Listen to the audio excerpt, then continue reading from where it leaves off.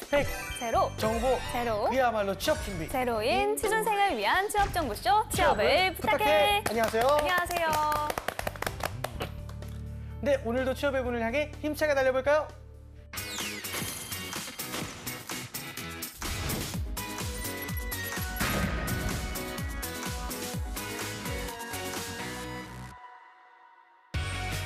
당신의 인생을 바꿔줄 기적의 자기소개서 비결 Doing Yourself DIY 자기소개서.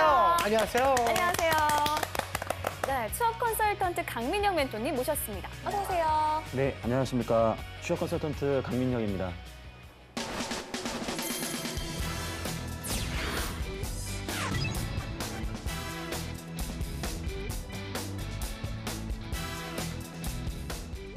네, 오늘부터는 각종 취업 정보와 자기소개서 작성에 대한 궁금증을 함께 알아볼 취준생도 함께합니다. 류영주 학생 함께합니다. 어서 오세요. 반갑습니다. 네, 안녕하세요. 류영주입니다. 반가워요. 네, 오늘 첫 출연인데요. 간단하게 자기소개 부탁드려요. 네, 저는 단국대학교 정치외교학과 4학년 재학 중에 있고요. 사기업 인사 지원 준비하고 있습니다. 대단한 친구네요. 동문이에요. 동문이에요? 네. 그럼 좀 탈탈 털어봐요. 알겠습니다. 네, 일단은 자기소개서 코너에는 오늘 처음으로 이제 취준생이 나온 거니까 네. 이제 한 가지를 좀 한번 물어보려고 하는데 우리 취준생에게 자기소개서란? 네, 아무래도 취준생한테는 스펙을 좀 덮을 수 있는 그런 마지막 희망 같은 게 아닐까 싶습니다. 네.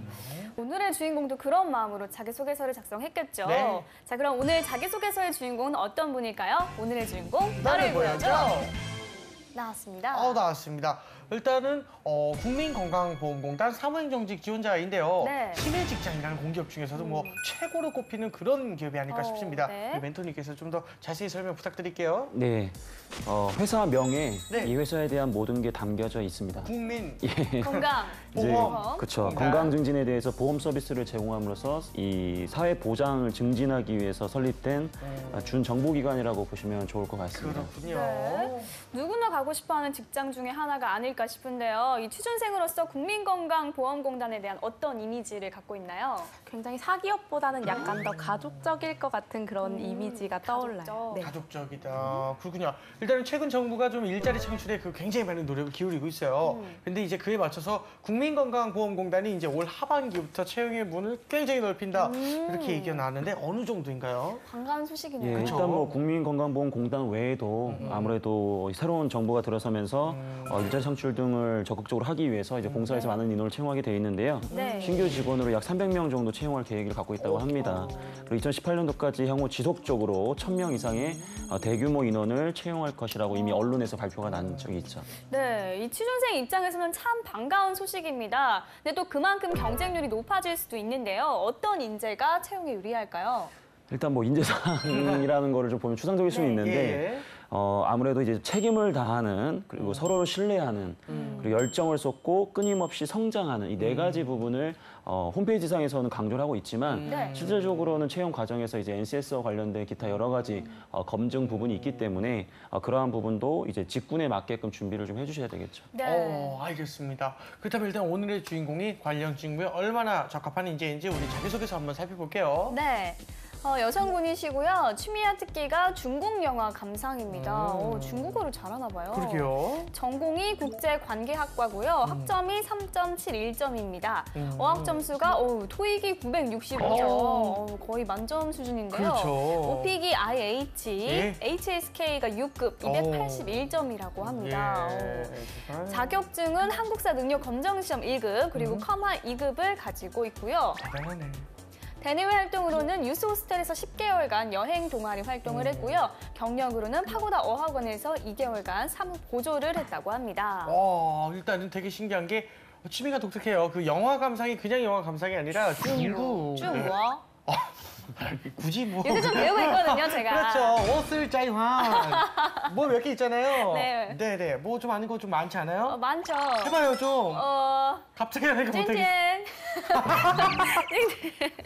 今天只要 잘하네요. 그러게요. 일단은 중국 영화를 좋아하는 학생답게 중국어 성적도 굉장히 높아요. 네. 맞습니다. 예. 토익 성적도 상당히 높은데요. 맞아요. 만점 가까이. 전공이 국제관계학과라서 일단 외국어 능력이 탁월한 것 같습니다. 네네네. 류영주 학생은 우리 주인공의 프로필을 보고 좀 어떤 점이 눈에 띄었나요? 개인적으로 외국어 능력들이 굉장히 같은 취준생으로서 좀 부럽다는 생각이 제일 우리 영주 먼저. 학생은 토익 많이 봤었어요? 네, 많이는 봤어요. 많이는 봤어요? 네, 많이는 봤어요. 가장 높은 점수가 거의 몇 가지 갔던 것 같아요? 네, 이제 800대는 오, 왔는데. 잘한 거 아니었어요, 그래도? 오. 겸손한 편인 것 오, 같고요. 그러게요, 그러게요. 근데 약간 인사 지원자라고 하시길래 좀 더 신경을 좀 써주면 더 좋지 않을까 생각이 그만 더 드네요. 신경 아무래도 쓰면. 인사 부분 지원자이다 보니까요. 오, 알겠습니다. 일단 멘토님께서는 혹시 오늘 지원자의 프로필 보고 좀 마음에 드시거나 아니면 좀 눈에 띄시는 부분이 있으셨나요? 일단은 직무상에 눈에 띄는 부분은 없지만 네. 철저하게 공기업을 준비한 친구다라는 것은 이 친구의 그런 가산 자격증이라든지 네.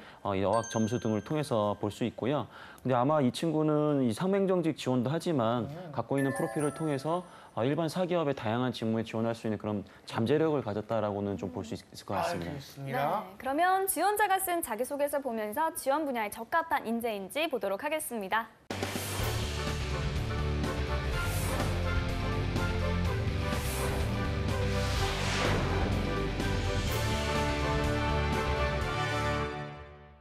국민건강보험공단 사무행정직 지원자의 자기소개서 먼저 첫 번째 질문부터 보도록 하겠습니다. 네.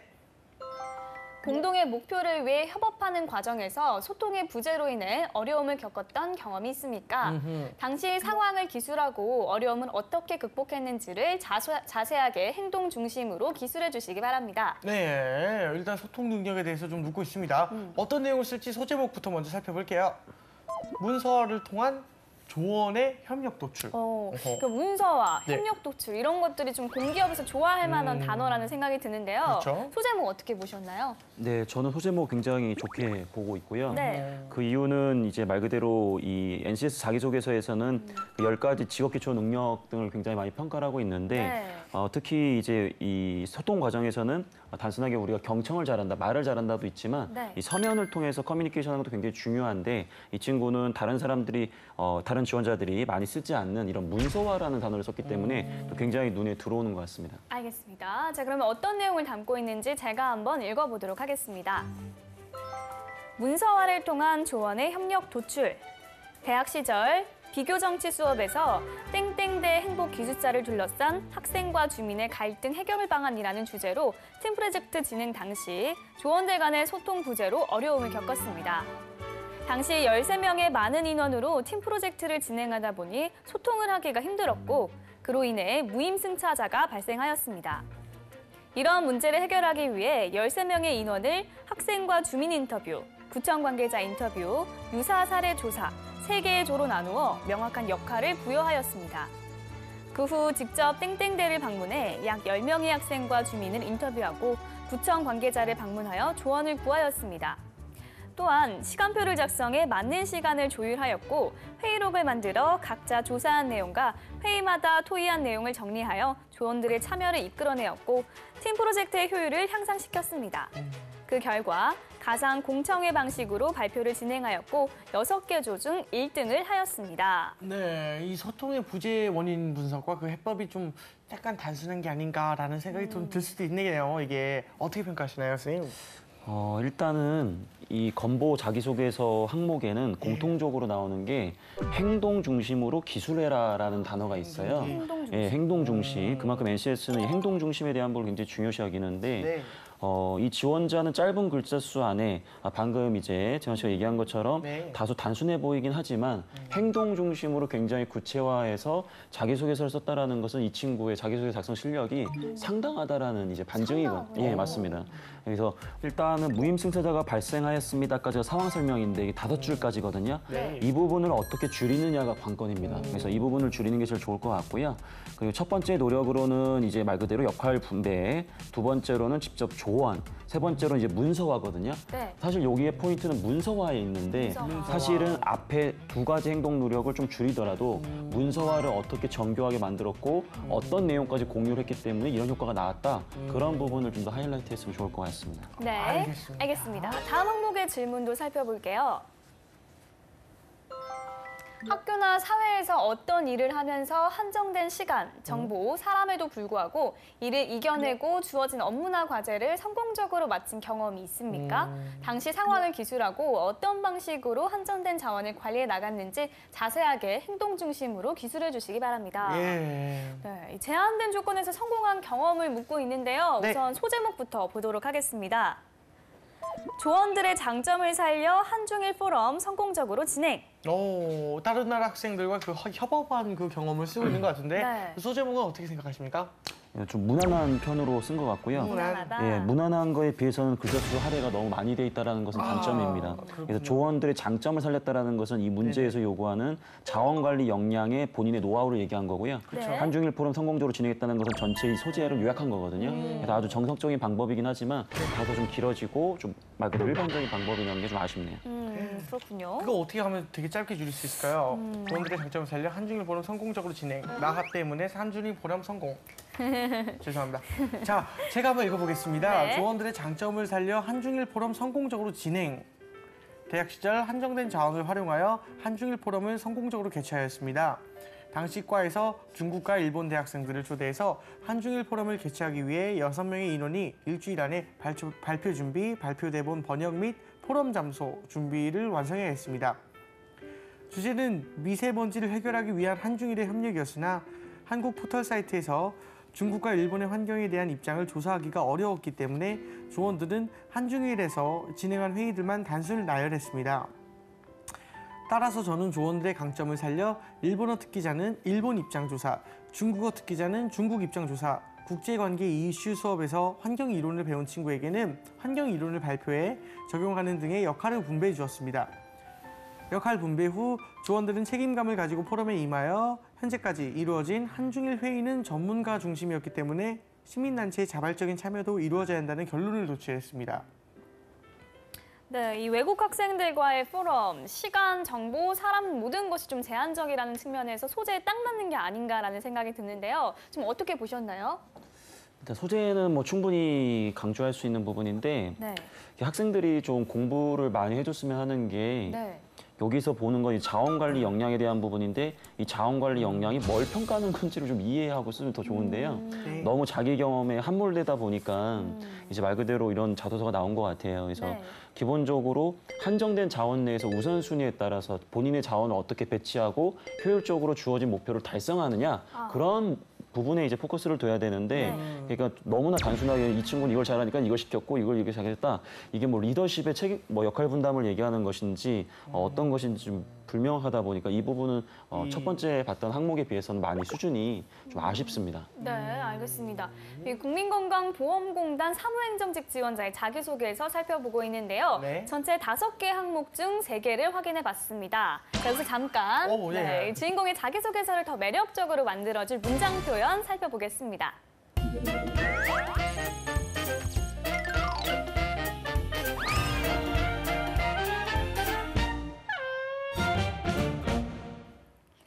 네, 보미의 효과적인 문장 표현법 알아보겠습니다. 오늘 주인공의 자기소개서, 눈에 띄는 맞춤법이나 띄어쓰기 오류는 보이지 않습니다. 하지만 문장을 짧게 하면 더 효과적인 표현이 되지 않을까 하는 부분들이 좀 보입니다. 3번 문항의 답변을 참고로 살펴볼까요? 네, 한 문장인데 너무 길죠. 이 문장은 2 내지 3문장으로 나누는 것이 좋습니다. 예를 들어 땡땡년 땡월 학과에서 중국과 일본 대학생들을 초대해 한중일 포럼을 개최했습니다. 일주일의 시간 안에 6명이서 발표 준비, 발표문 번역은 물론 포럼 장소 준비까지 해야 했습니다. 이렇게 문장을 나누면 지문에서 말한 한정된 자원이라는 부분이 더 분명해 보입니다. 한 문장 더 살펴볼까요? 협력이었으나 어려웠기 때문에 등 충분히 끊을 수 있는 문장을 억지로 이어가고 있죠. 그러다 보니 문장은 늘어지고 전달하고자 하는 의미도 희미해집니다. 이 문장을 3개로 나눠보죠. 포럼 주제는 미세먼지를 해결하기 위한 한중일의 협력이었습니다. 문제는 한국 포털 사이트에서 중국과 일본의 입장을 조사하기 어렵다는 것이었습니다. 그러다 보니 각국에서 진행된 회의들만 단순 나열했습니다. 이 중 3번째 문장은 전체 문맥상 없어도 될 것으로 보입니다. 이 밖에도 두세 개의 문장이 합해진 본문이 많이 보이는데요. 이 말씀 꼭 드리고 싶네요. 문장은 짧게 쓰세요. 네, 마카를 이용한 보미 씨의 효과적인 문장 표현 살펴봤습니다. 잘하네요. 도움이 되셨나요? 당연하죠, 아, 그럼요. 예, 계속해서 나머지 자기소개서 항목 살펴보겠습니다. 네. 자, 조직에 처한 상황이나 당면하고 있는 문제를 정확히 이해하고 이를 해결하기 위해 노력했던 경험이 있습니까? 당시 상황을 기술하고 어떤 노력을 기울였는지 자세하게 행동 중심으로 기술해 주시기 바랍니다.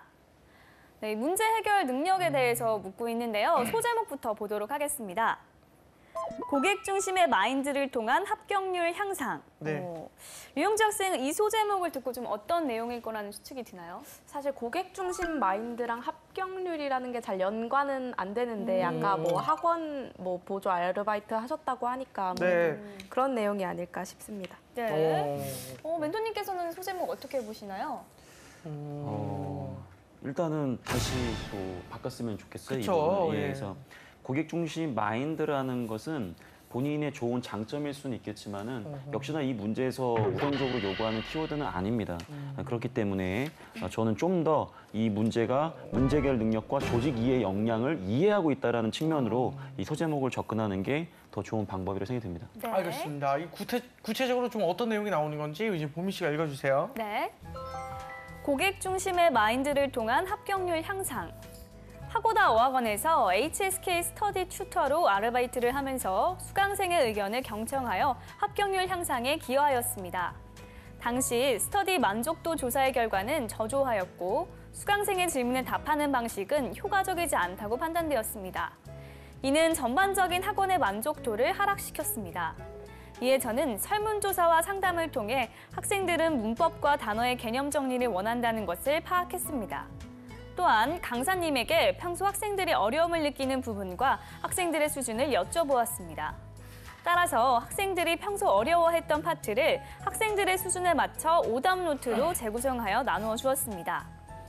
수강생의 의견을 경청하여 반영한 결과 다음 달 스터디 만족도가 약 25% 향상되었고 6명의 학생 중 5명이 HSK에 합격해 감사 인사를 전해왔습니다. 이를 통해 고객의 니즈를 파악하고 그에 맞는 방안을 마련하는 것이 고객의 만족도를 향상시키고 회사의 이익 창출에도 기여한다는 것을 깨달았습니다. 네, 아르바이트 하면서 이제 문제를 개선한 경험 요거 얘기하고 있습니다. 네. 어떻게 보셨습니까? 일단은 만약에 고객 중심 마인드라는 것을 강조할 수 있는 그런 자소서 항목이었다면 네.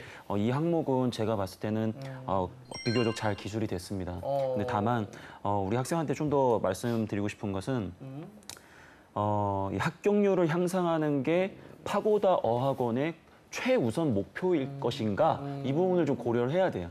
예를 들어서 우리 학생들이 너무 빨리 합격률이 향상된 거예요. 네. 그럼 3개월 다닐 학원인데 1개월 만에 학원이 끝나버렸어요.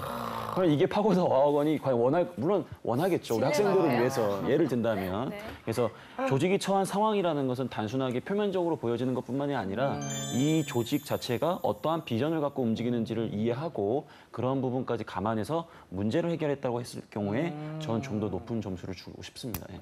알겠습니다. 네, 알겠습니다. 계속해서 마지막 항목 살펴보겠습니다. 학교나 사회에서 속했던 조직에서 개인적 손해를 감수하면서까지 맡은 일 또는 역할을 다하기 위해 노력했던 경험이 있습니까? 당시 상황을 기술하고 어떤 노력을 기울였는지 자세하게 행동 중심으로 기술해 주시기 바랍니다. 네, 조직을 위해서 얼마나 헌신을 할 수 있냐 이걸 묻고 있습니다. 일단 주인공의 소제목 한번 살펴보게요. 발로 뛰는 자세를 통해 마케팅 전략 수립. 예. 마케팅을 위해서 노력한 경험인 것 같습니다. 네. 소제목 어떻게 보시나요? 역시나 항목에 대한 평가 의도는 이해 못했다라는 게 아쉽고요. 뭐 예를 들면 이런 거예요. 그래서 헌신을 하면 손해가 아니라 나에게도 이득. 뭐 예를 들면 이런 식으로 해서 이 문제에서 요구하는 키워드를 소제목으로 담는 게 좋은데 약간 그런 부분은 좀 아쉽습니다. 알겠습니다. 그럼 일단 어떤 내용인지 제가 한번 읽어볼게요. 네. 발로 뛰는 자세를 통해 마케팅 전략 수립. 대학 시절 마케팅 수업에서 솔선수범하여 팀 프로젝트를 마무리하였습니다. 당시 팀 프로젝트의 주제는 잠바주스의 마케팅 전략 수립이었습니다. 잠바주스에 관한 자료가 부족해서 팀 프로젝트는 난관에 부딪혔습니다. 직접 매장을 방문해서 조사를 할 것을 조원들에게 제안하였지만 팀 프로젝트의 비중이 크지 않아 조원들은 소극적인 자세를 보였습니다. 따라서 저는 직접 강남, 청량리 등 8군데의 매장을 직접 발로 뛰며 직원들과 손님들을 인터뷰했습니다. 또한 경쟁사 매장을 방문하여 경쟁사의 차별점을 파악했습니다. 또한 지인 50명을 대상으로 설문조사를 하여 잠바주스의 인지도를 측정하고 기존 마케팅 방안의 문제점을 찾아내었습니다. 그 결과 잠바주스는 판촉비가 0원이어서 인지도가 낮은 상태이기 때문에 그를 보완할 수 있는 적극적인 마케팅 방안을 수립하여 발표를 진행하였습니다. 그 결과 9개 조 중 2등을 하였습니다. 소극적인 조언들, 적극적인 주인공 이런 대비적인 모습이 인사 담당자에게 어떤 생각을 줄지 의문인데요. 네. 전반적인 내용 어떻게 보시나요? 일단은 뭐 대한민국 지원자들 중에 소극적인 지원자들은 한 명도 없고요. 다 적극적이기 때문에 그럼요. 뭐 이렇게 크게 와닿지는 않고요. 특히나 이런 팀워크와 관련된 거 그리고 직업 윤리와 관련된 항목을 쓸 때는 네. 너무 주변 사람들을 깎아내리는 것은 주의하셔야 됩니다. 그래서 그렇군요. 물론 이 문제 자체가 본인이 좀 더 헌신한 걸 쓰는 건 맞지만 네. 주변의 도움도 받아냈고 이끌어냈다라는 부분을 반영하는 게 더 좋은 내용일 것 같고요. 네. 일단 이 학생 같은 경우에는 나름 행동 중심이라는 자소서를 잘 쓰고는 있지만 여기서 봤을 때 이 친구가 이렇게 막 주변 돌아다니고 인터뷰하고 뭐 이런 걸 했다. 일반적인 수준인 것 같고요. 왜 이러한 행동을 했는지 그리고 이걸 통해서 우리 지원자가 어떻게 더 성장했는지 그런 부분들까지 감안해서 보여줬다면 더 좋았을 거라고 생각이 듭니다. 네. 예, 알겠습니다. 이렇게 해서 주인공의 자기소개서에 대한 멘토의 특급 처방전 전해드렸습니다.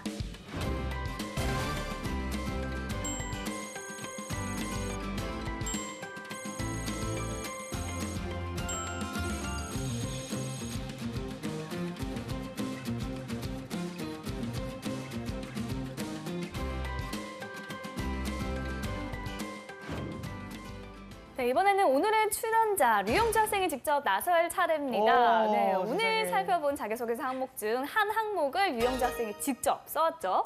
네, 사실 멘토님께서 이제 말씀해주신 어떻게 진행해야 하는지에 대한 방향을 미리 사전에 들었고요. 네. 그걸 바탕으로 조금 짧게 써봤습니다. 오, 그렇군요. 오늘 자기소개서는 이제 5개의 부분 전체 항목이 있었는데 어떤 부분이었어요? 네, 제가 오늘 쓰었던 부분은 네, 5번째 네. 항목인데요. 오. 조직을 위해 솔선수범하거나 헌신한 경험을 묻는 오, 것이었습니다. 예. 네, 제가 소제목부터 한번 전체 내용 읽어보겠습니다. 네, 신기하네요. 기대가 되네요. 예. 네, 한번 읽어보겠습니다. 네, 조언을 품고 A+를 받고 대학교 2학년 전공 강의 팀 프로젝트를 성공적으로 이끌어낸 경험이 있습니다. 지정도서 내용을 발표하는 강의에서 중국인 유학생이 같은 조에 편성되었습니다. 중국인 조원은 다소 어려운 용어가 많았던 전공 서적을 읽는 것을 어려워했습니다. 처음에는 한국말이 서툰 중국인 조원을 배제하고 발표를 준비하려고 하였습니다. 하지만 제가 중국인 조원을 돕기로 자처하였고 공강 시간마다 중국인 조원을 만나서 책 내용을 설명해 주었습니다.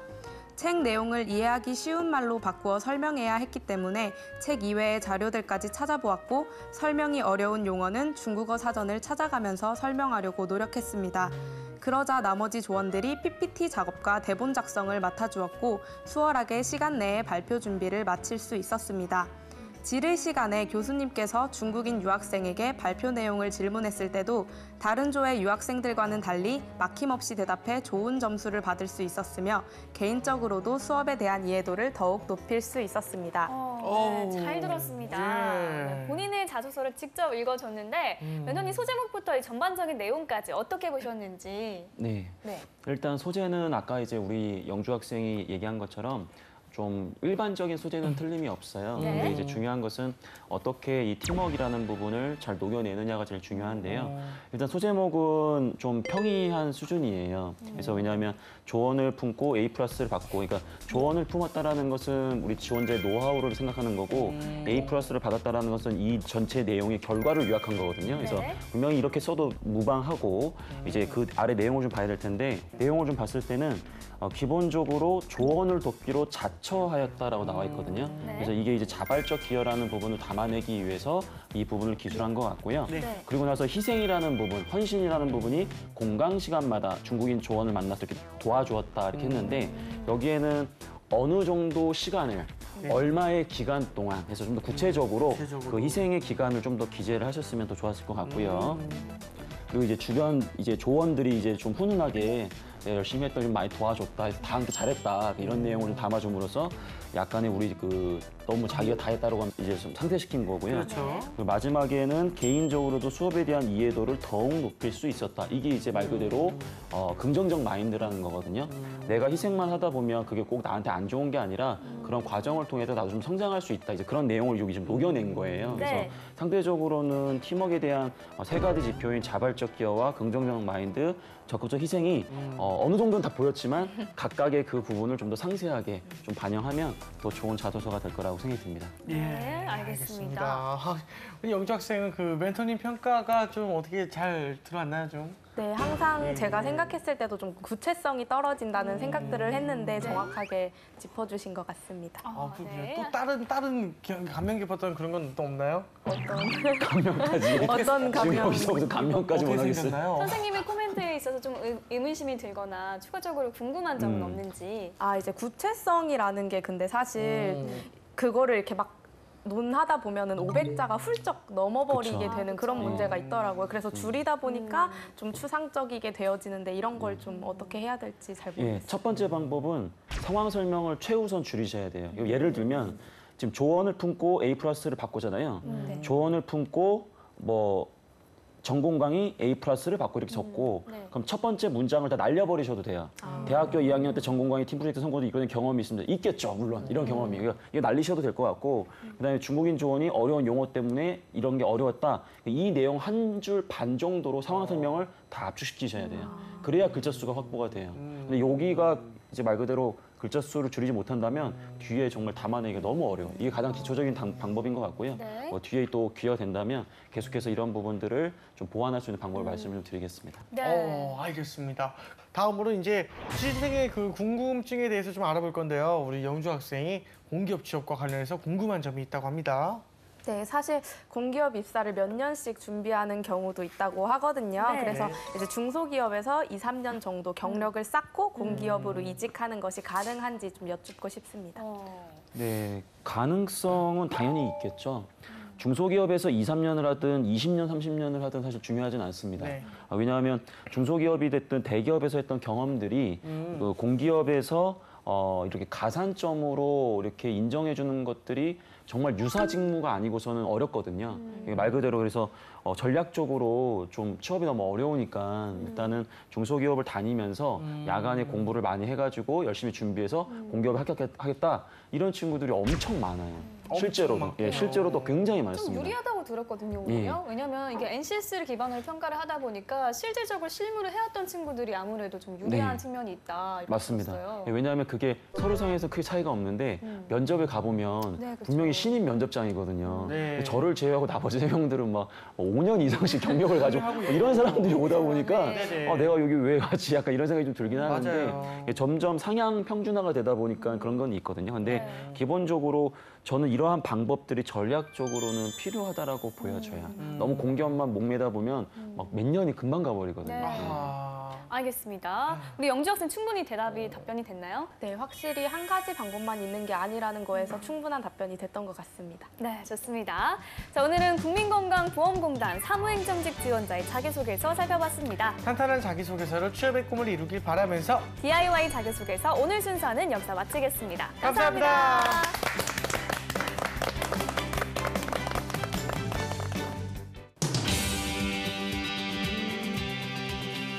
스펙, 제로, 정보, 제로, 그야말로 취업 준비. 제로인 취준생을 위한 취업정보쇼 취업을 부탁해. 안녕하세요. 네, 오늘도 취업의 문을 향해 힘차게 달려볼까요?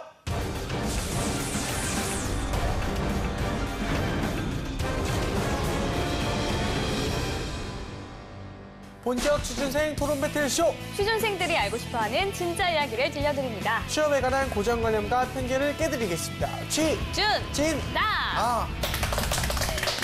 네, 오늘도 취준진단 함께해 주실 임기만 대표님, 강영규 대표님 나왔습니다. 반갑습니다. 어서 오세요. 안녕하세요. 자, 그리고 고려대 토론 동아리 고란도란 학생들 자리했습니다. 네. 꽃미남 토론호 최나건 학생과 토론의 여왕 김민지 학생입니다. 어서 오세요. 안녕하세요. 네. 네. 요즘 일하기 좋은 직장을 가리켜서 꿈의 직장이라고 하는데요. 네. 재한 씨는 꿈의 직장의 조건 뭐라고 생각하세요? 일을 하지 않고 돈을 주는 곳이야. 그런 것이 있을까요? 없지 않을까 싶은데 혹시 다른 사람들의 꿈의 직장의 조건은 뭐라고 생각할까요? 취업포털 사람인에서 직장인 1,500명을 대상으로 가장 다니고 싶은 꿈의 직장이 뭔지 조사를 했습니다. 네. 1위는 칼퇴근시키는 직장. 그쵸. 그리고 2위가 업계 최고로 연봉이나 인센티브를 많이 주는 곳. 네. 그리고 3위가 정년 보장이 확실한 안정적인 직장을 아하. 제공하는 곳이었습니다. 자, 순위에 있는 조건들이 다 당연한 건데도 어떻게 보면 이제 꿈 같은 이야기네요. 네, 물론 칼퇴근에 최고 연봉에 정년 보장까지 확실한 것도 있겠죠. 그쵸. 하지만 그런 직장 찾기가 정말 이 바늘 구멍에 재한 씨 집어넣기 그렇죠. 아닙니까? 네, 힘들어요. 이런 꿈의 직장 뭐가 있을까요? 근데 듣고 보니 저만 들어가는 게 아니라 보미 씨도 안 들어가요. 네. 예, 네. 대부분 꿈의 직장 하면 네. 공기업이나 외국계 기업을 이야기합니다. 잡코리아에서 네. 직장인들에게 지금 행복하다고 느끼는가라고 물었을 때 네. 행복하다는 답변이 가장 많이 나온 곳이 어딘 줄 아세요? 어디예요? 외국계 기업. 땡! 바로 공기업이었습니다. 예, 공기업에 다니는 사람들 중 61.5%가 행복하다고 했고 이어서 외국계 기업이 60%로 2위를 차지했습니다. 이게 일과 삶의 균형이 적절하게 이루어질 수 있는 직장을 가장 좋은 직장으로 꼽고 있는데요. 그런 측면에서 봤을 때 공기업이나 네. 외국계 기업은 그런 부분을 충족시키고 있죠. 공기업 같은 경우는 잘 아시다시피 네. 고용 안정성이 굉장히 높습니다. 그래서 어느 정도까지는 정년을 바라볼 수 있기 때문에 학생들이 선호하고 있고요. 또 연봉도 뭐 다른데로 높잖아요. 네. 그래서 이 두 가지 측면에서 만족시키고 있고 외국계는 반면에 연봉이 대기업만큼은 아니지만 그래도 높은 편이고 또 하나는 일과 삶의 균형을 그래도 맞출 수 있는 거예요. 아까 민지 씨가 말한 칼퇴근이 가능한 곳이 외국계 기업이거든요. 네. 여기에다가 뭐 복지도 좋기 때문에 이런 측면에서 만족도가 훨씬 높죠. 네, 알겠습니다. 이야기를 들어보니까 이 꿈의 직장에 대해서 더욱 궁금해지는데요. 네. 핫 키워드를 통해서 알아보도록 하겠습니다. 네. 자, 먼저 첫 번째 키워드 공개해주세요. 취준생과 꿈의 직장. 네. 첫 번째 키워드. 마법 책상. 마법 책상이 뭐죠? 글쎄요. 책상에 마법을 부린다는 걸까요? 그런 건가요, 진짜? 첫 번째 키워드 준비한 민지 학생. 마법 책상이 뭐예요? 전혀 예상이 안 되는데요. 마법 책상이라는 건요, 네덜란드의 한 디자인 회사에 있는 책상을 말하는 겁니다. 네. 이 마법 책상이란 오후 6시가 되면 사무실에서 감쪽같이 사라지는 책상이라고 합니다. 우와, 그런 게 있어요? 네, 책상에 이렇게 와이어가 달려 있대요. 예. 그래서 6시가 되면 예. 천장으로 올라가서 우와. 사라지는 거예요. 와. 네. 그래서 그렇게 텅 빈 사무실 공간에서 직원들이 파티장으로 이용하거나 요가장으로 이용을 한다고 합니다. 배고파서 컵라면이라도 먹고 있었으면 이게 네, 라면 이렇게 올라가는 그런 일을 아예 할 수 없도록 이제 환경을 만드는 건데 아까 조사에서도 1위가 칼퇴근이었잖아요. 네. 칼퇴근이 정말 중요하긴 한가 봐요. 네, 그런가 예. 봐요. 이 세계 최대 취업 정보 사이트 글래스도어의 외국인들이 평가한 네. 한국 기업의 내용을 보면요. 이 퇴근 이야기가 가장 많다고 합니다. 그래요? 네, 칼출근을 시키는데 네. 칼퇴근은 눈치 준다. 네. 긴 근무 시간이 일을 네네. 잘함을 보여주는 것 같다 등의 이야기가 올라온다고 합니다. 아니 대체 칼퇴근 왜 못하는 걸까요? 그게요. 그 대한항공회의소에서 네. 직장인 4만 명을 대상으로 조사한 결과 네. 응답자들 중 대다수는 네. 야근의 원인으로 잔업이 아니라 의식 없는 상사 네. 혹은 비효율적인 업무 관행을 꼽았다고 합니다. 그렇군요. 상사분들은 왜 늘 집에 안 가시는 건지. 네. 외국계 기업은 좀 상사의 눈치를 보면서 퇴근을 못하거나 좀 그러지는 않겠죠? 기업마다 조금 다르긴 네. 하지만요. 사실 칼퇴근이라는 용어는 외국계에선 생소하다고 할 수 있습니다. 정시에 퇴근하는 것이 네. 당연한 기업 문화일 수도 있거든요. 대학생들이 가장 가고 싶은 외국계 기업이 어딘지 알고 계세요? 어딘가요? 페이스북. 1위가 P&G? 아닙니다. 안타깝게도. 네네. 한국에서는 1위가 구글 코리아, 2위가 코리아. 유한 킴벌리로 나왔다고 유한 합니다. 킴벌리. 유한 킴벌리 같은 경우에는 네. 7시 30분에 소등을 하고요. 네. 구글 코리아 같은 경우에는 칼퇴는 없지만 네. 본인의 어떤 삶의 패턴에 맞게 일을 조정할 수 있는 자유 출근제를 실시한다고 합니다. 근데 삼성도 참고로 자유 출근제를 실시하고 있다고 그래요? 들었는데 다른 의미인 것 같아요. 네네. 네. 자, 두 번째 키워드도 살펴볼게요. 그러게요. 취준생과 꿈의 직장. 두 번째 키워드. 네. 0.6명. 0.6명? 아이를 0.6명 낳는다고 네, 이런 거 저도 아닐까요? 그런 비슷한 출산율에 관한 생각을 했었긴 했거든요. 0.6명. 뭘까요? 네, 한국 노동 패널 자료에 따르면요. 네. 두 번째 자녀를 출산할 연령인 30대 여성을 대상으로 조사를 한 결과 네. 공공부문에 근무한 여성이 민간 부문에 근무하고 있는 여성보다 평균적으로 약 0.6명 정도 더 아이를 많이 낳고 있는 것으로 추정된다고 합니다. 그 아하. 보건복지부에서 기혼 여성의 그 취업 중단 이유를 네. 조사한 것을 보면 1위가 믿고 맡길 곳이 아이를 믿고 맡길 곳이 없어서 2위가 몸이 힘들어서 3위가 일이 육아에 지장이 있어서인데요. 이런 이유로 경력에 단절이 생기는 것인데 네. 짧은 출산 휴가나 아이를 낳고 다시 복귀하기가 어려운 것이 공기업보단 사기업에서 더 심하기 때문에 공기업을 다니는 여성의 자녀 수가 조금 더 많지 않나 하고 추정하고 있다고 합니다. 그렇군요. 요즘 저출산이 문제이기 때문에 출산에 관한 복지도 좀 많이 신경 써야 될 것 같은데요. 네. 그 공기업은 출산과 관련된 복지가 좀 어떤 게 있나요? 예, 출산휴가 3개월 이후에 추가로 신청을 하지 않아도 곧바로 1년간의 육아휴직에 들어갈 수 있는 자동 육아휴직제를 도입하고 있는데요. 그 직장 내 분위기로 인해서 육아휴직 신청을 부담스러워하는 근로자들을 위해서 육아휴직을 당연하게 이용할 수 있도록 하기 위해서라고 합니다. 그렇군요. 맞아요. 출산 휴가가 있어도 눈치가 보여서 못 쓰는 사람들이 많다고 하더라고요. 맞아요. 외국계 기업은 혹시 어떤가요? 구글 코리아 같은 경우에는요. 네. 아내가 출산할 경우 남편에게 1개월의 휴가를 주는데요. 유급입니다. 유급이요? 네. 돈을 주면서 휴가를 다녀오라는 거죠. 여성에게는 18주 동안 유급 휴가를 제공을 하게 되고요. 그리고 또 다른 외국계 기업인 로레알 코리아의 경우에는 출산 휴가랑 육아 휴직은 물론 기본이고요. 난이민 직원의 경우에는 임신을 위해서 휴직 또한 이용할 수 있다고 합니다. 좋은 제도가 생겨서 마음 편히 아이를 낳아 기를 수 있고 또 그 아이가 또 마음 편히 살 수 있는 세상이 되었으면 좋겠습니다. 네. 자, 그럼 마지막 키워드도 한번 살펴볼게요. 네.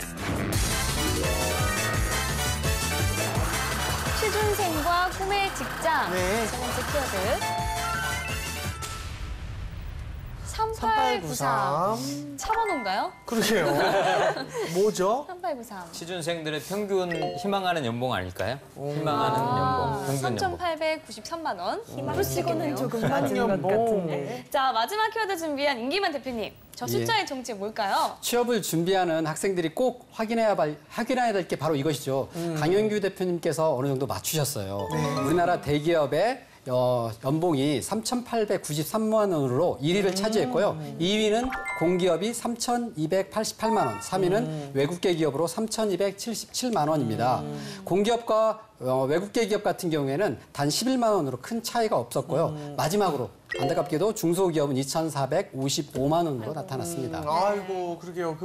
왜 대기업을 꿈의 직장이라 하지 않을까요?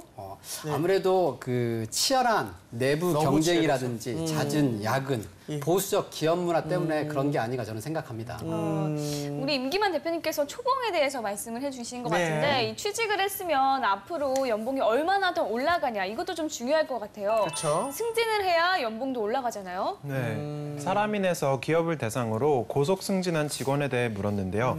외국계 기업에서는 73.3%가 네. 고속 승진한 경험이 있다고 대답했고 공기업은 46.7%에 불과했다고 합니다. 아무래도 외국계 기업은 성과 위주의 평가가 많다 보니까 고속 승진의 경우에는 공기업보다 조금 더 많은 것 같습니다. 일을 잘해서 빨리 승진을 했다면 반대로 일을 못하면 어떻게 되는 건가요? 당연하죠. 업무 수행에 문제가 있다고 판단이 되면 외국계 기업 같은 경우에는 구조 조정이라든지 권고 사직의 경우가 좀 대표적이라 할 수 있습니다. 좀 아무래도 좀 일반적이고요. 일반 그 공기업에 비해서. 네. 자, 공기업과 외국계 기업이 좀 다른 것이 공기업 같은 경우에는 인재를 뽑아서 어떻게 활용할 것인지에 대해서 초점이 맞춰져 있다면 외국계 기업 같은 경우에는 갖춰진 능력을 어떻게 발휘해서 성과로 연결시킬 수 있을 것인가 네. 이란 평가에 초점을 두고 있습니다. 네. 그래서 일을 하면 정말 치열하게 해야 된다고 생각합니다. 오늘 이렇게 핫키워드에 대해서 이야기를 해보니까요. 마음이 좀 오락가락하는 것 같아요. 외국계 기업이 좋은 것 같다가도 또 공기업이 좋은 것 같기도 하고 각자 장단점이 참 뚜렷한 것 같습니다. 맞습니다. 일단 취준생분들이 가지고 있는 우선순위를 적용해서 어디로 갈지 고민을 좀 한번 해보셔야 될 것 같아요. 네, 이제 본격적으로 토론 배틀 시작해 보겠습니다. 오로지 취준생에 취준생에 의한 취준생을 위한 취준담 오늘의 주제 공개합니다.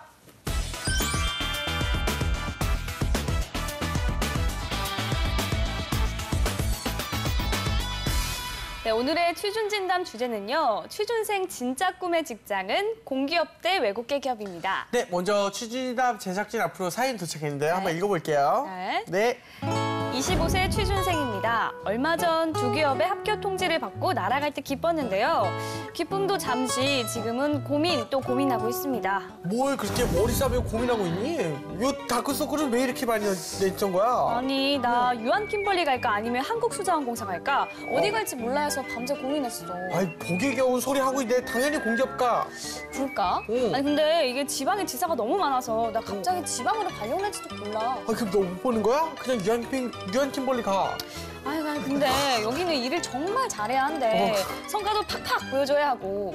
그럼 안 되지. 너 일을 못 하잖아. 그냥 공기업 가. 아니 근데 이게 또 승진이 외국계 기업이 더 빠르다고. 그래? 공기업에서 고속 승진하기 어렵지만 또 막상 해도 눈치 보인다고 하더라고. 그럼 공기업 가야겠네. 어차피 승진 못 해. 야. 뭘 하도 후회할 테니까 빨리 선택해. 아 근데 이게 좋으면 저게 걸리고 저게 좋으면 이게 걸리고. 아 나 어떡하지?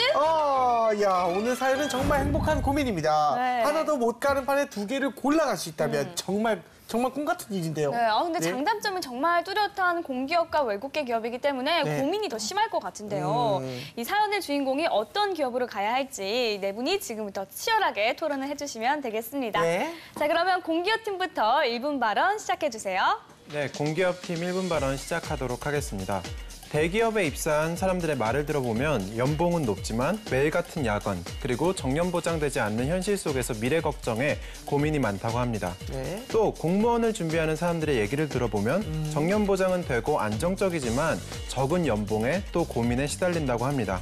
이 두 가지의 단점을 보완하면서 장점만을 합쳐놓은 공기업이야말로 진짜 꿈의 직장이라고 할 수 있습니다. 첫 번째로 공기업은 안정적입니다. 대체로 공기업은 정년 보장이 가능하고 LH공사, 한전, 수자원공사 등은 정년 연장형 임금 피크제 등이 활발하게 시행되고 있다고 합니다. 두 번째로 안정적임에도 불구하고 공기업은 훌륭한 보수 및 복지 혜택을 지니고 있습니다. 대기업에 준하는 보수가 주어지고 각종 복지 혜택 역시 무시하지 못할 정도입니다. 마지막으로 공기업은 사기업에 비해서 근무 강도가 낮고 근무 연결이 좋습니다. 이윤을 추구해야 하는 사기업과 다르게 공기업은 대체로 공공 목적을 가지고 있기 때문에 근무 여건이 낮아서 일을 하는 직장인들의 입장에서는 훨씬 더 좋다고 할 수 있습니다. 따라서 저희는 공기업이 꿈의 직장이라고 주장합니다. 네, 잘 들었습니다. 이번에는 외국계 기업팀 1분 발언 시작해주세요.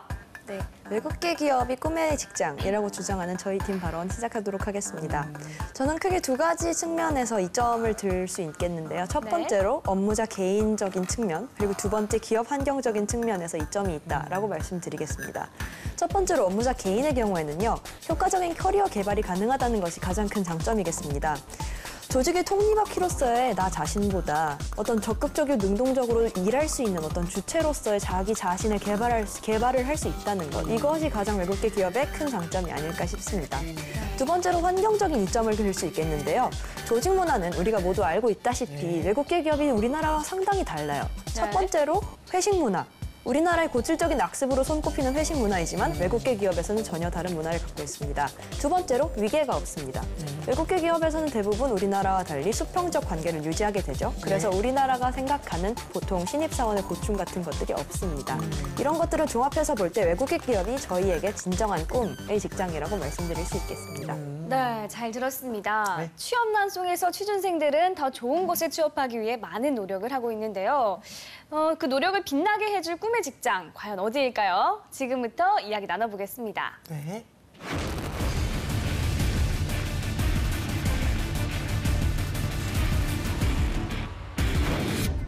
네, 낙원 학생부터 시작해주세요. 네, 민지 학생이 효과적인 커리어 개발이 외국계 기업에서는 가능하다고 하셨는데 그 말은 달리 말하면 외국계 기업은 성과 중심이기 때문에 계속해서 직원들한테 스트레스를 주고 높은 업무 강도를 부여한다는 뜻이 됩니다. 그리고 또한 성과가 보장되지 않을 경우 해고나 그런 것의 위험도 또 도사리게 되는 것인데요. 그와 반면 이제 앞으로 일을 하게 될 취준생 입장에서 생각을 해보면 정년이 보장되고 안정적인 직장 생활을 할 수 있는 공기업이 정말 너무나 큰 메리트라는 생각이 듭니다. 근데 성과가 없으면 당연히 어떤 불이익을 당해야 되는 거 아닌가요? 이제 공기업은 정년 보장이라는 공식이 뭐 지금까지는 존재해 왔지만 앞으로는 이게 분명히 깨질 겁니다. 그래서 지금 공무원이나 공기업도 성과검제를 도입하고 있거든요. 따라서 그런 기대는 이제 저버리는 게 좋을 것 같고요. 외국계의 장점은 가장 중요한 것 같아요. 능력에 따라 대우받을 수 있습니다. 공기업 같은 경우는 이제 뭐 인사적 제도 심하고 또 장유유서, 선입 선출, 그래서 먼저 들어온 사람들이 먼저 승진하는 문화가 있다면 외국계는 열심히 하면 그만큼 능력이 인정받고 편견 없이 처우해주거든요. 이런 부분들이 가장 큰 장점이기 때문에 외국계를 겁낼 필요가 없다. 오히려 권장할 만하다. 지금 말씀하셨지만 강영규 대표님께서 말씀을 하셨지만 성과주의가 도입됨에 따라서 공기업이 그동안 강점으로 내세웠던 직업적 안정성 유예될 수 있습니다. 하지만 지금 현 시점으로 봤을 때 상대적으로 외국계 기업보다는 공기업이 더욱 오래 다닐 수 있고 취준생들이 더 선호하는 기업일 수밖에 없습니다. 일례로 제가 작년에 공기업의 외부 면접위원으로 간 적이 있었습니다. 당시 스위스의 다국적 기업에 다녔던 과장급으로 다녔던 지원자 중에 한 명이 신입사원으로 입사하는 경우를 봤습니다. 또한 일부 엘모 대기업의 과장으로 37살임에도 불구하고 또 신입사원 채용에 응시하면서 제가 면접을 보는 경우를 보면서 아무래도 사람들이 직장 생활을 하면서 가장 먼저 우려하는 부분들이 직업적 안정성이다라는 부분들을 봤을 때 아직까지도 공기업이 저는 대사라고 봅니다. 공기업에 있는 분들이 다 그렇지는 않지만 이 공기업의 어떤 안정적인 문화에 졌다 보니까 이런 부분들 때문에 자기 개발 열심히 안 합니다. 그래서 우수한 인재가 들어갔지만 평범한 인재로 오히려 전락을 하고 많은 이런 현상이 일어나거든요. 그러다 보니까 제가 주변에서 지켜봤을 때 공기업을 나오신 분들은 재취업이 어려워요. 근데 반면에 외국계에 있는 근무하다 나오신 분들은 그래도 외국계로 잘 이직을 합니다. 일례로 작년도에 모토로라가 철수를 했습니다. 구글에 인수되면서. 거기에 이제 뭐 제 친구도 있고 후배도 있었는데 이 친구들은 다 뭐 어플라이드 머티리얼스라든지 이케아라든지 정말 글로벌 기업으로 다 갔거든요. 그래서 외국계 기업에 가면 역시 성과 위주기 때문에 이제 사람도 변하게 되고 더 자기 개발을 한다는 거죠. 그러면서 오히려 본인의 역량을 개발시킬 수 있기 때문에 오히려 저는 좋은 기회라고 그렇게 생각을 합니다. 그리고 이직을 하면서 본인의 가치가 점점 높아지기 때문에 추가적으로 연봉의 상승 협상도 가능하죠. 안정적으로 평생을 추구하는 것보다는 이렇게 자신의 가치를 높여가면서 연봉도 좀 높게 받고 그리고 좀 더 주체적인 삶을 살 수 있으면 저로서는 좋을 것 같습니다. 이번에 저는 근무 환경에 직원의 입장에서 근무 환경 이야기를 해보고 싶은데요. 대외 관계에 있어서 공기업에 다닌다는 것은 이게 정말 우리 사회에서 지향되어야 하는 거긴 하지만 우리 사회의 갑을 관계에서 상대적으로 갑의 관계에 설 수 있는 기회가 조금 높다는 말입니다. 근데 보통 사기업에 다니는 직원들은 을로서 겪어야 되는 그런 힘듦들이 너무나 많잖아요. 그렇기 때문에 공기업에 다니게 되면 직원의 입장에서 훨씬 더 근무 환경이 좋다고 할 수가 있고요. 그리고 아까 서론에서도 말씀드렸지만 되게 이윤을 무조건적으로 추구해야 되는 사기업과 다르게 공기업은 공공복리를 추구하는 것이 조금 더 목적이 있기 때문에 직원들을 너무 이윤 추구로 닥달하지 않을 수가 있어서 조직 문화가 조금 더 느슨하고 여유로운 편이라고 합니다.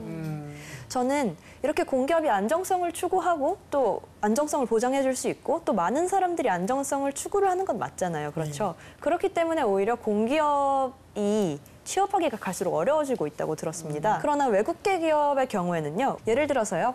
2010년도 기준 외국계 기업 채용 표준에 따르면 신입사원 채용 시 가장 중요시하는 요소를 물어봤을 때 1위가 32% 사회성, 2위가 28% 전공을 얼마나 열심히 개발을 하였느냐, 그리고 세 번째가 여러 가지 경험들이라고 합니다. 그런데 여기서 우리가 의문을 던질 수 있죠. 그럼 우리가 보통 취업할 때 많은 요소로 고려하는 학점은, 영어 점수는 이렇게 의문을 던지게 되죠. 학점은요. 이것보다 한참 밑순위인 6위로 9%에 불과합니다. 그리고 출신 대학은요. 14위까지 떨어집니다. 이런 식으로 외국계 기업은 우리나라의 정형화된 정량적 요소와는 달리 훨씬 더 적극적으로 그 사람 본질을 평가하기 때문에 입사하기에 훨씬 더 능력 있는 인재들에겐 좋은 조건이 아닐까 생각합니다. 과거에는 뭐 내가 들어가면 정말 열심히 해야지 야근도 불사하고 이런 의식이었다면 최근에는 정말 많이 달라지잖아요. 일과 삶의 균형을 굉장히 중요시하고 있거든요. 오히려 그런 측면에서는 눈치 안 보는 외국계가 큰 장점이 될 수 있고요. 또 하나는 자기 개발에 대한 지원을 굉장히 많이 해줍니다. 뭐 예를 들면 바스프라든지 후지 제록스 같은 데도요. 들어가면 일단 7개월간 집중적으로 교육을 시켜줘요. 그러면 그동안에 자기 역량이 굉장히 높아지는 거죠. 뭐 또 하나는 외국어 학원을 몇 개월간 무료로 이렇게 수강할 수 있게 해주기 때문에 역시 역량과 전문성이 가장 중요한 이 현대 시대에 있어서는 굉장히 좋은 직장이라고 생각이 돼요. 계속해서 논의가 외국계 기업은 자기 개발을 위한 것, 그리고 공기업은 안정성을 위한 것으로만 흘러가는 것 같은데 사실 공기업도 굉장히 다양하고요. 그다음에 요즘 공기업들은 해외 진출 등 다양한 신성장 동력을 찾는 데 힘쓰고 있다고 합니다. 그렇기 때문에 그런 자기 개발은 공기업에서도 충분히 가능하다고 생각이 되고요. 그리고 또 한 가지 짚고 넘어가야 할 것은 안정성 측면에서도 공기업이 앞섰지만 또 정말 취준생들이 중요하게 고려하는 요소인 보수 측면에서도 공기업이 아직까지는 앞서고 있다는 점입니다. 한 조사에 따르면 이제 공기업은 1위부터 50위까지 다 대졸 초임이 3천만 원 이상이라고 합니다. 그래서 1위 같은 경우는 정보통신정책연구원이었는데 대졸 초임이 4,377만 원이었고요. 이 정도면 사실 취준생들 입장에서 다른 사기업에서도 대기업에서도 꿈꾸기 힘든 연봉이라고 할 수 있고요. 그런데 또 페이오픈의 조사에 따르면 대졸 사원의 경우 외국계 기업은 평균 연봉이 2,730만 원에 그쳤다고 합니다.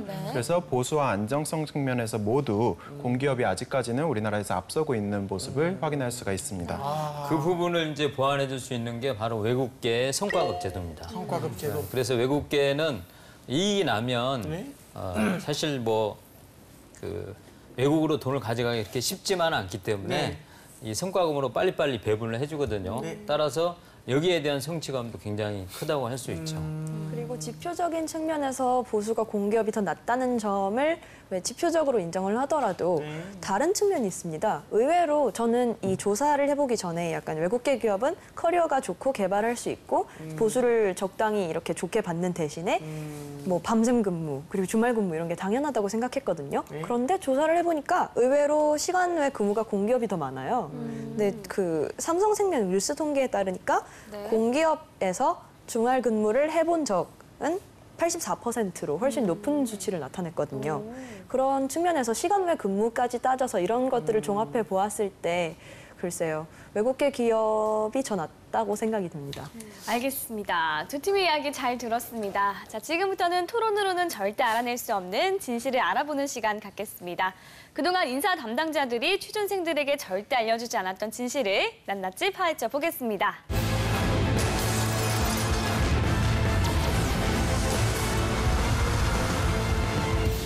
네, 꿈의 직장을 꿈꾸고 있는 우리 취준생들에게 살이 되고 피가 되는 질문 부탁드립니다. 네, 먼저 나건 학생, 강현규 대표님께 질문해 주세요.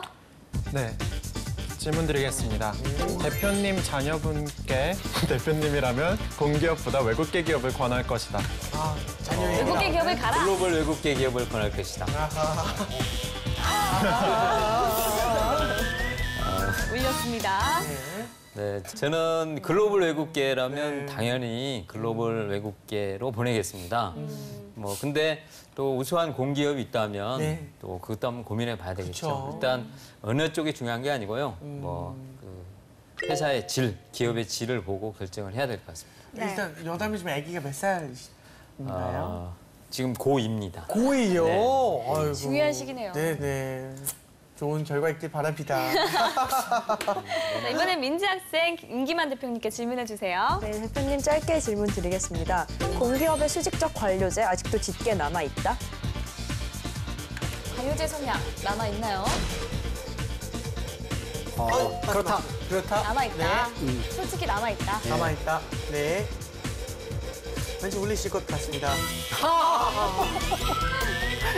네, 너무 늦게 말씀하셔서 이걸 고민을 벌써- 많이 그런 하신 것 거예요? 같아요. 네네. 아무래도 지금 공기업은 혁신을 네. 거듭하고 있습니다. 그리고 최근 예를 들어서 NCS 채용 같은 경우에는 네. 몇 명을 뽑고 어느 직무에서 정확하게 나와 있잖아요. 이런 것들이 변신에 대한 하나의 시도이거든요. 네. 그래서 이러한 관료제는 어느 하루아침에 개선되는 건 아니라 점진적으로 지금도 네. 개선되고 있다고 생각을 합니다. 네, 알겠습니다. 나건 학생 두 번째 질문 해주세요. 네.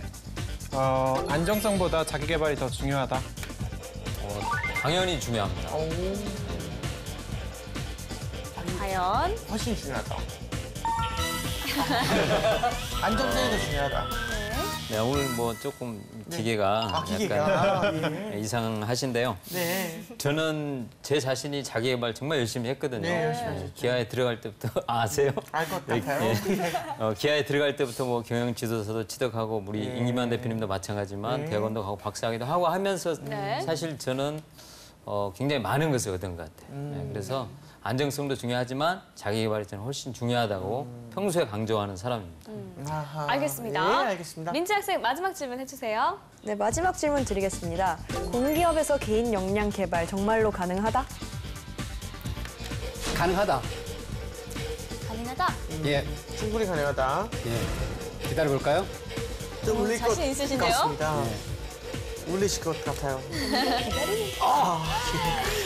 이 기계가 좀 이상한 것 같아요. 옥션에서 제가 그래서 검색을 해봤어요. 16,000원에 팔더라고요. 그래서 연습 좀 해봐야겠어요. 제가 공기업 교육을 간 적이 있었어요. 근데 깜짝 놀랐던 부분들이 오히려 그분들이 워크 앤 라이프에 대한 밸런스가 더 이루어지다 보니까 자격증에 대한 부분들이 더 많아요. 교육도 많고. 그래서 자기 개발할 수 있는 시간이 더 많기 때문에 저는 공기업에서도 역량 개발할 수 있는 시간이 더 많다고 생각합니다. 알겠습니다. 자, 지금까지 꿈의 직장에 대한 이야기 나눠봤는데요. 이제 최후 발언 들어보도록 하겠습니다. 나건 학생부터 해주시죠. 네, 공기업팀 최후 발언 시작하도록 하겠습니다. 외국계 기업팀에서 계속해서 얘기하시는 성과 중심은 마냥 달콤한 말만은 아닙니다. 성과 중심이라는 그 목표 하에 직원들에게 높은 강도의 업무를 부여하기도 하고 직원들이 많은 스트레스를 받기도 합니다. 현실적인 측면에서 보수와 안정성만큼 취준생에게 중요한 것은 없습니다. 요즘에는 갈수록 웰빙 라이프가 중요시되고 있습니다. 안정적인 기업 안에서 자신의 삶을 즐기면서 자신의 여가 활동도 즐길 수 있고 업무 강도 면에서도 훨씬 더 나은 공기업이야말로 진정한 꿈의 직장이라고 생각합니다. 자, 우리 민지 학생도. 네, 최후 발언 시작하겠습니다. 사실 오늘 주제의 두 기업은요, 두 가지 상충되는 측면을 갖고 있습니다. 안정성 대 꿈과 미래 지향. 만약에 어떤 취준생 개인이 후자를 지향을 한다면 외국계 기업은 큰 이점을 갖고 있다고 말씀드릴 수 있겠습니다. 그 첫 번째는 제가 아까 말씀드렸던 것처럼 개인의 커리어 개발이 가능하고 개인의 가치를 함양할 수 있는 데다가 추가적으로 연봉 협상 그리고 이직에 있어서 유리한 고지를 점할 수 있습니다. 두 번째는 위계 등으로부터 자유로운 조직 문화를 맛볼 수 있어서 개인이 한층 더 자유로운 조직 생활을 할 수 있다는 점에 있습니다. 한 번 사는 인생, 죽을 때 나 진짜 재밌게 살았다 라고 돌이켜보고 죽는 인생을 살고 싶으시다면 외국계 기업을 추천드립니다. 그렇죠. 잘 들었습니다. 예, 알겠습니다. 사실 꿈의 직장이 뭐 별게 있겠습니까? 회사 안에서 행복을 느끼면서 한 걸음 한 걸음 성장하고 삶 속에서 또 따뜻한 추억을 만들고 이제 그런 것이 이제 사실상 꿈의 직장이 아닐까 싶은데요. 아, 네, 맞습니다. 이 직장이라는 게 어쩌면 반평생을 함께 할 수도 있는 것이라 정말 다니면서 행복을 느끼는 게 중요할 것 같아요. 네. 우리 취준생들에게 그런 꿈의 직장이 더 많이 생겼으면 좋겠습니다. 네. 지금까지 취준진담 함께했습니다. 오늘 자리해 주셔서 감사합니다. 감사합니다. 감사합니다.